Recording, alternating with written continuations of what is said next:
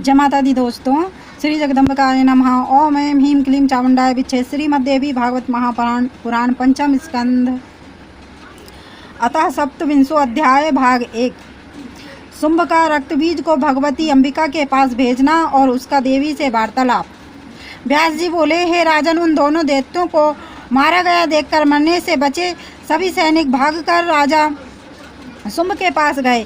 कुछ सैनिकों के अंग बाणों से छिद गए थे, कुछ के हाथ कट गए थे, के पूरे शरीर से रक्त बह रहा था। वे सब रोते हुए नगर में पहुँचे। दैत्यराज शुंभ के पास जाकर वे सब बार बार चीख पुकार करने लगे, हे महाराज, हमें बचा लीजिए, नहीं तो आज हमें कालिका खा जाएगी। उसने देवताओं का मर्दन करने वाले महावीर चंडमुंड को मार डाला और वह बहुत से सैनिकों को खा गई। अंग भंग हुए हम लोग इस समय भय से व्याकुल हैं। हे प्रभु, मरे पड़े हाथियों, घोड़ों, ऊँटों तथा पैदल सैनिकों से उस कालिका ने युद्ध को अत्यंत डरावना बना दिया। उसने समर भूमि में रक्त की नदी बना डाली है, जिसमें मांस कीचड़ की भांति मस्तक के केस सेवार के सदृश और टूटे हुए रथों के पहिए भंवर के समान, सैनिकों के कटे हाथ आदि मछली के समान और सिर तुम्बी के फल के तुल्य प्रतीत हो रहे हैं। वह रुधिर नदी कायरों को भयभीत करने वाली तथा देवताओं के हर्ष को बढ़ाने वाली है। हे महाराज, अब आप दैत्य कुल की रक्षा कीजिए और शीघ्र पाताल लोक चले जाइए, अन्यथा क्रोध में भरी वह देवी आज ही सभी दानवों का विनाश कर डालेगी, इसमें संदेह नहीं है। हे दानवेंद्र, अंबिका का वाहन सिंह भी युद्ध भूमि में दानवों को खाता जा रहा है और कालिका देवी अपने बाणों से दैत्य सैनिकों का अनेक तरह से वध कर रही है। अतएव हे राजन, आप भी कोप के वशीभूत होकर अपने भाई निशुंभ सहित मरने का व्यर्थ विचार कर रहे हैं। हे महाराज, राक्षस कुल का नाश करने वाली वह क्रूर स्त्री जिसके लिए आप अपने बंधु बांधवों को मरवा डालना चाहते हैं, यदि आपको प्राप्त हो ही गई तो यह आपको क्या सुख प्रदान करेगी। हे महाराज, जगत में जय तथा पराजय देव के अधीन होती है। बुद्धिमान को चाहिए कि अल्प प्रयोजन के लिए भारी कष्ट न उठाएं।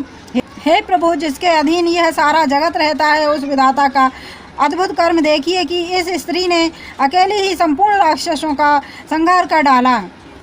आप लोकपालों को जीत चुके हैं और इस समय आपके पास बहुत से सैनिक भी हैं, तथापि एक स्त्री युद्ध के लिए आपको ललकार रही है। यह महान आश्चर्य है। पूर्व काल में आपने पुष्कर तीर्थ में एक देवालय में तप किया था। उस समय वर प्रदान करने के लिए लोक पितामह ब्रह्मा जी आपके पास आए थे।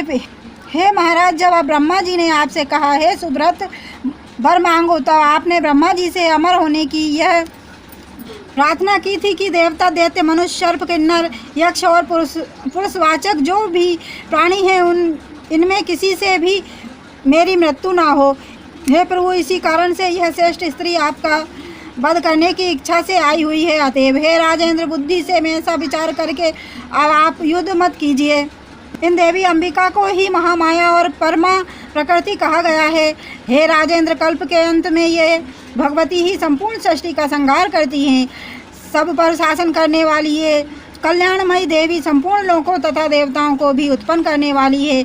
ये देवी तीनों गुणों से युक्त है, फिर भी ये विशेष रूप से तमोगुण से युक्त और सभी प्रकार की शक्तियों से संपन्न है। ये अजय, विनाश रहित, नित्य सर्वथा सदा विराजमान रहती है। वेद माता गायत्री और संध्या के रूप में प्रतिष्ठित ये देवी संपूर्ण देवताओं को आश्रय प्रदान करती है। ये देवी निर्गुण तथा सगुण स्वरूप वाली, स्वयं सिद्धि स्वरूपणी, संपूर्ण सिद्धियों को देने वाली, अविनाशिनी, आनंद स्वरूपा, सबको आनंद देने वाली, गौरी नाम से विख्यात तथा देवताओं को अभय प्रदान करने वाली है।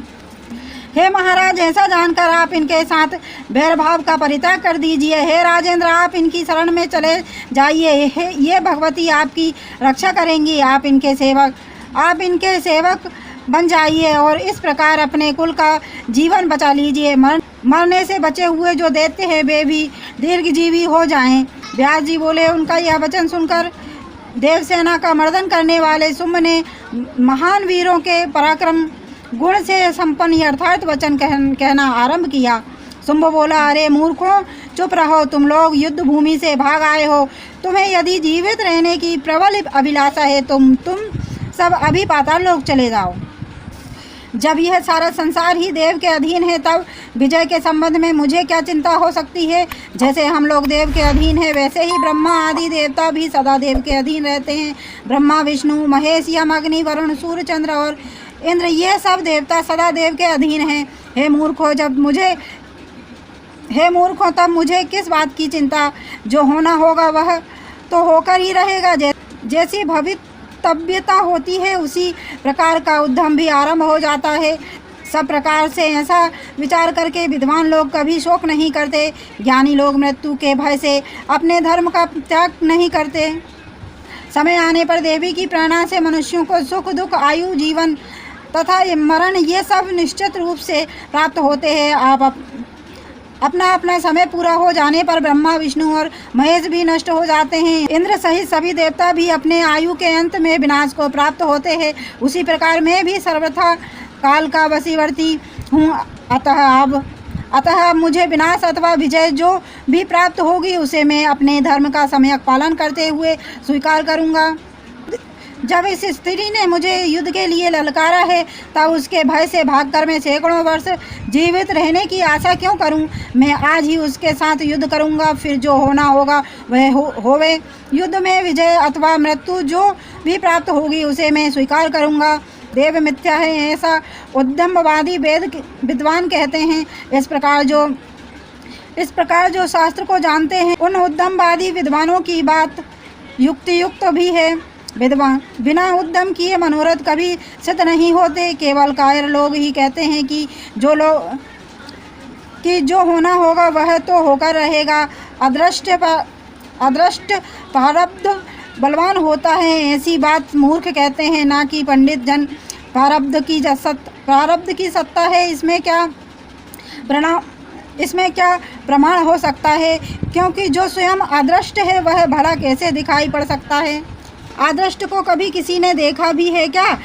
यह तो मूर्खों के लिए विभीषिका मात्र है, इसका कोई आधार नहीं है। केवल कष्ट की स्थिति में मन को ढांढस देने के लिए वह सहारा मात्र अवश्य बन जाता है। आटा पीसने वाली कोई स्त्री चक्की के पास चुपचाप बैठी रहे तो बिना उद्यम किए किसी प्रकार भी आटा तैयार नहीं हो सकता। उद्यम करने पर ही हर प्रकार से कार्य सिद्ध होता है। जब कभी उद्यम करने में कमी रह जाती है, तब कार्य किसी तरह सिद्ध नहीं हो पाता है। देश काल, अपना बल तथा शत्रु का बल, इन सब की पूरी जानकारी करके किया गया कार्य निश्चित ही सिद्ध होता है। यह आचार्य बृहस्पति का वचन है। जय माता दी दोस्तों, और देवी भागवती की महिमा सुनना अगर आपको पसंद है तो चैनल को लाइक एंड सब्सक्राइब करें। धन्यवाद।